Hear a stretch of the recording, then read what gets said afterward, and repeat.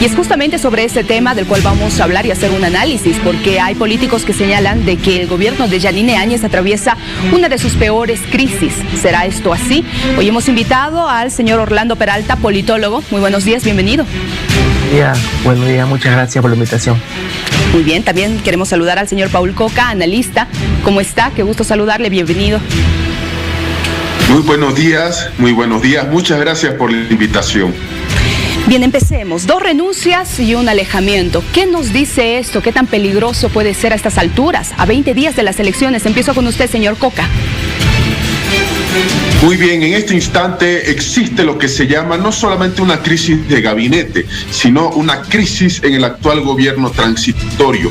Si bien es cierto, y eso hay que tomarlo en cuenta, de que en diciembre fenece el actual gobierno, repito, en diciembre, porque es la fecha que ha establecido el Tribunal Electoral para la posesión de las autoridades, hay que tomar en cuenta primero que esto está generando un impacto en la propia ciudadanía que solo quiere paz y tranquilidad y un gobierno que culmine la gestión. Segundo, hay que tomar en cuenta de que el siguiente gobierno es el que realmente va a tener todos los embates de lo que no se está haciendo en la actual gestión gubernamental o los errores que se están cometiendo. El caso, por ejemplo, el presupuesto general del Estado es lo que va a generar bastante problema, no solamente para el siguiente gobierno, también gobernaciones, universidades públicas y municipios. Y eso es una de las situaciones que responde a que Branko Marinkovic esté en el Ministerio de Economía para tratar de que el sector privado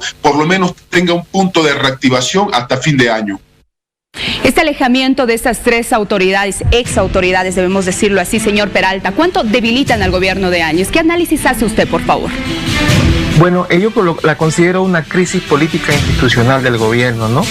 Y yo quiero destacar 3 aspectos para poder entender a nivel general, macro, lo que está viviendo ahorita el gobierno, ¿ya? Más allá de los detalles que uno pueda entrar, digamos, ¿no? Lo primero es que es un gobierno que hasta ahora se da cuenta que es un gobierno interino. O sea, ya van 10, 11 meses de gobierno y no son conscientes de que son un gobierno interino. Un segundo punto, no representan a nadie, o sea, es un gobierno con mínima base de legitimidad, a ellos no lo eligió nadie, ¿ya? Segundo punto. Y tercer punto, se salieron de la hoja de ruta. Ellos tuvieron una hoja de ruta en el mes de noviembre, obviamente ascendieron al gobierno por todos los motivos que conocemos, no lo voy a repetir acá, pero yo creo que estos 3 aspectos son que se los ve en perspectiva histórica, digamos, en los últimos meses, es lo que ahora vemos que ha llegado a un punto de implosión, un concepto que se maneja en ciencia política, la implosión, o sea, de derrumbamiento interno, ¿no? Justamente como efecto de una serie de situaciones que se han venido dando, la falta de legitimidad, que no son conscientes que justamente, como decía Paul anteriormente, ellos tienen que ver acciones que quizás no les competen, que tienen que hacer el próximo gobierno. Y cuando yo digo también en este sentido que salieron de la hoja de ruta, es que sus prerrogativas institucionales y constitucionales las violaron, se fueron más allá de ello.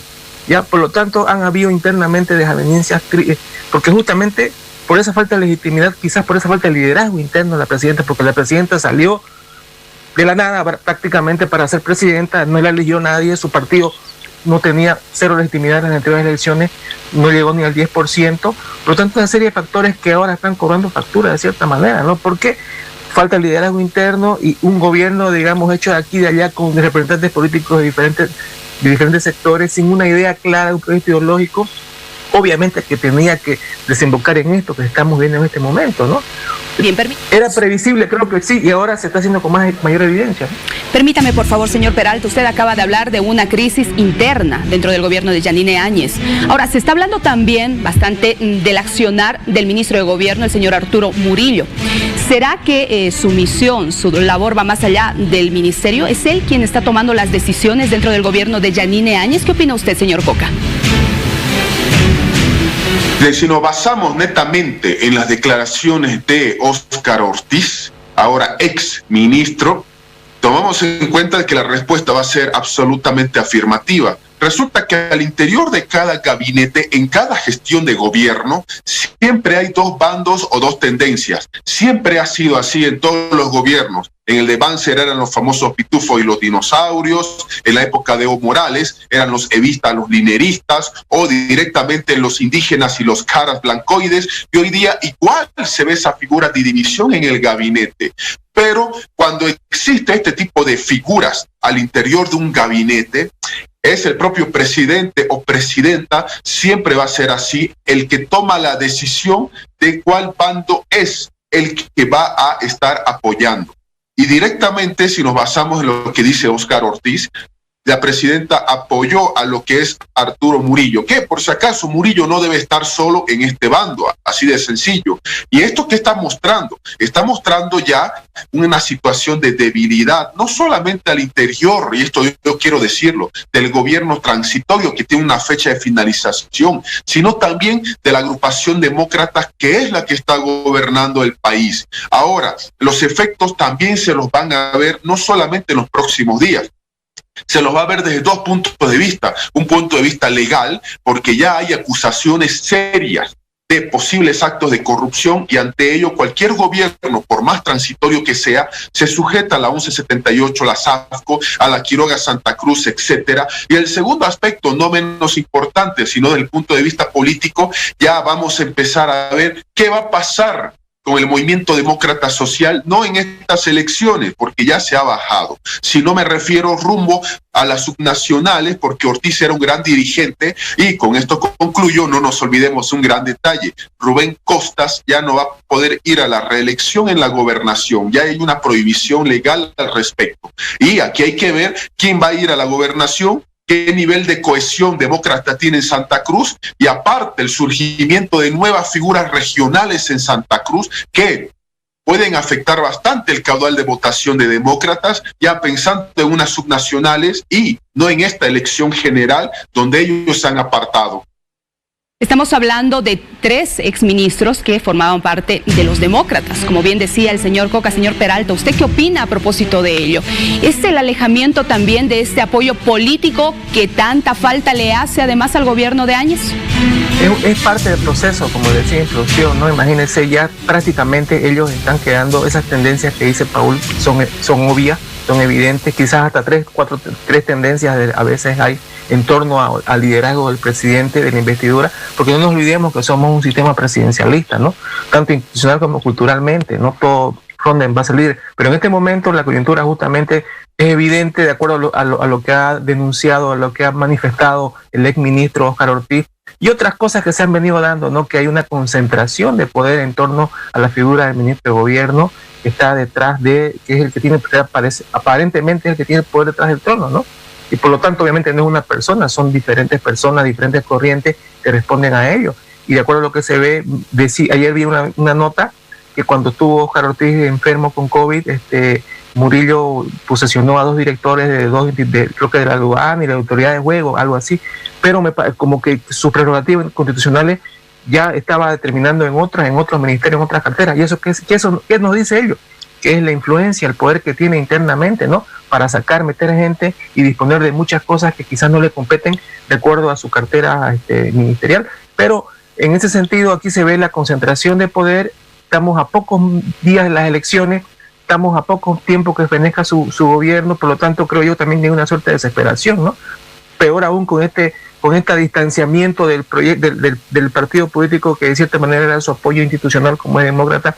Ahora ya se ve que solamente quedan figuras, quedan personas gestionando el gobierno, pero también eso es preocupante porque la legitimidad ya queda prácticamente en cero, ¿no? Son personas las que están gobernando evidentemente, pero sin un proyecto político, sin el apoyo de ciertos actores, como el caso de Ortiz, que en el caso del Parlamento tenía una capacidad operativa, negociadora.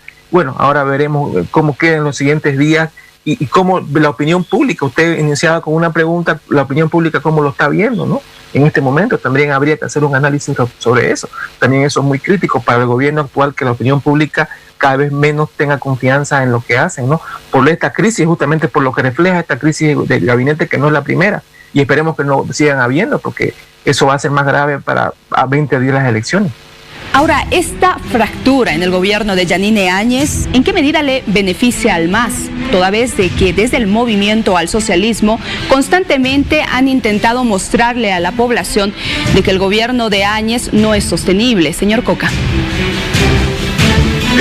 Sí, a la pregunta concreta, el MAS ya desde ayer, ni bien se supo de manera ya más o menos oficial, ojo, no estoy haciendo la oficial todavía, ni bien ya se sabía de esta figura, ya el MAS emprendió un discurso de que en los 14 años de gobierno, y no lo mencionaron a Morales por si acaso, porque están en esa estrategia, directamente no había esta situación de inestabilidad, crisis de gabinete, más de 35 ministros en menos de un año, es decir, mostraron una situación de estabilidad. Pero ojo, claro, este es un discurso, por supuesto, de más. Ahora, los otros partidos políticos también están jugando. Me refiero obviamente a los que están primero en las encuestas. Camacho, me refiero también el caso de Carlos Mesa, que también ellos están mostrando ya cierto tipo de discurso y crítica frente a esta situación, debido a que ya como se sabe, Demócratas se ha bajado de la candidatura, Demócratas como Juntos. Ahora, el efecto, repito, para los otros partidos es cosechar los desaciertos gubernamentales de esta gestión, ofreciendo estabilidad, que cargos públicos ya lo está ofreciendo Camacho y Mesa, cargos públicos donde las personas ingresen por meritocracia, ya no al dedazo, etcétera. Pese a que, repito, el ordenamiento jurídico nacional te permite colocar cargos de libre nombramiento o designación a personas de confianza, porque así se trata la administración pública. Ahora, por otra parte, también es bueno aclarar de que ya se nos va a venir un proceso subnacional. Y frente a esto, claro, el afectado es Demócratas, no los otros partidos. Demócratas va a ver cómo se rehace rumbo a este proceso subnacional, precisamente por todo el peso que acarrea la gestión transitoria de este gobierno. Bien, señor Peralta, ¿usted qué opina al respecto? Ahora, los demócratas ya han decidido anoche que no van a apoyar a ningún candidato y están marginados del poder por 5 años, no participarían en estas elecciones generales, no obtendrían nada, ni siquiera en el legislativo. Bueno, usted ha dicho algo importante, ¿no? No tendrían nada, ni siquiera en el legislativo. O sea, no van a tener capital político, van a perder capital político durante la gestión 2020-2025 a nivel nacional. No sabemos qué va a pasar a nivel subnacional en Santa Cruz o donde tengan presencia, no sabemos todavía. Pero a nivel nacional es obvio que es un partido que se ha reducido, que está reduciendo sea simplemente una sigla. Porque un partido que no tiene votos, que no participa en unas elecciones, que no tiene representatividad en una asamblea, en un parlamento, se reduce a una sigla. Por lo tanto, eso es para ese partido que se proyectaba hasta hace 10 años atrás como un partido interesante en el sentido a nivel nacional, ahora vuelve a sus bases mínimas, ¿no? Y eso es una situación crítica. Por lo tanto, creo yo que tienen un gran reto de ver qué van a hacer, ¿no? Y justamente ayer decían que no iban a apoyar a ningún candidato, van a tomar distancia, ya tomaron distancia del gobierno. Obviamente uno de sus principales actores políticos fue prácticamente echado del gobierno, así que ellos están en una situación también en este momento crítica, ¿no? Reforzar liderazgo interno, reforzar sus cuadros, reforzar su discurso, de una serie de factores que es un trabajo que debe hacer todo proyecto político que quiere mantenerse vigente. Pero ahora los indicadores, los indicios nos dicen de que no van a tener capital político para la próxima gestión, se ha disminuido, y por lo tanto eso es un tanto preocupante, ¿no?, para este proyecto político. Bien, cierro con esto, por favor. El Frente para la Victoria ha presentado una denuncia en contra del candidato Luis Fernando Camacho por terrorismo, sedición y atribuirse derechos del pueblo boliviano.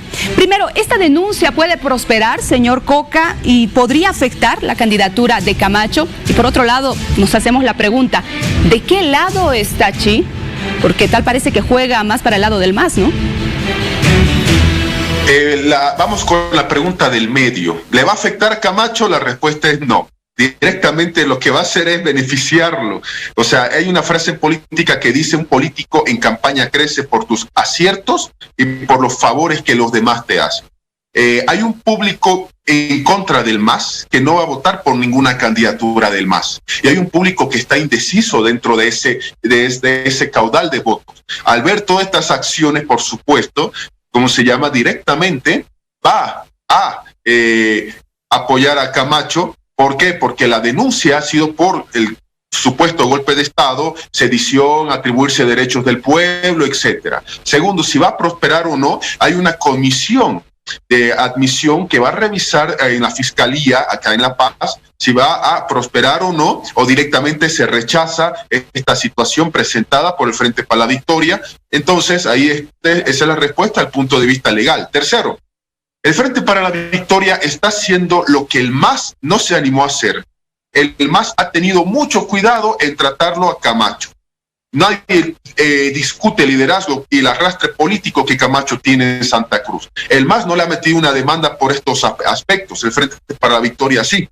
Lo que sucede es lo siguiente, en este instante todos los partidos políticos rivales del MAS están buscando ese voto anti-MAS, pero hay un voto blando del MAS, que no es el voto duro, que ningún partido se ha animado a buscarlo. Y el Frente para la Victoria con esto lo que está haciendo es tratar de buscar ese voto blando del movimiento al socialismo, en una situación que, hay que ser realistas, no creo que le traiga en lo absoluto buenos resultados.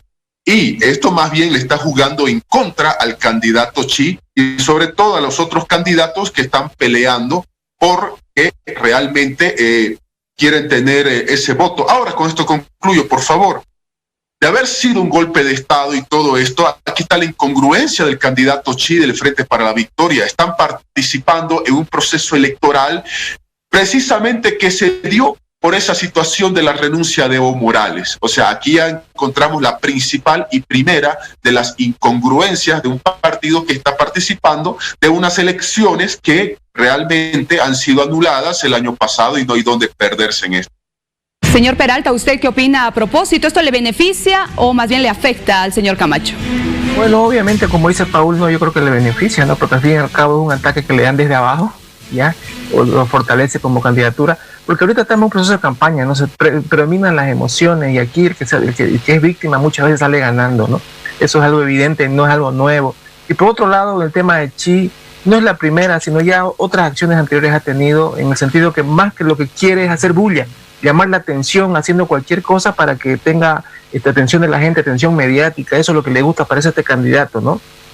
Si uno ve sus antecedentes de que es la campaña, dice cualquier cosa y actúa de cualquier forma con tal de llamar la atención y genera impacto, ¿no? Porque ahorita estamos hablando de él justamente y quizás lo que él quiere es que se hable de él de alguna u otra manera. Es parte de un proceso de estrategia de campaña.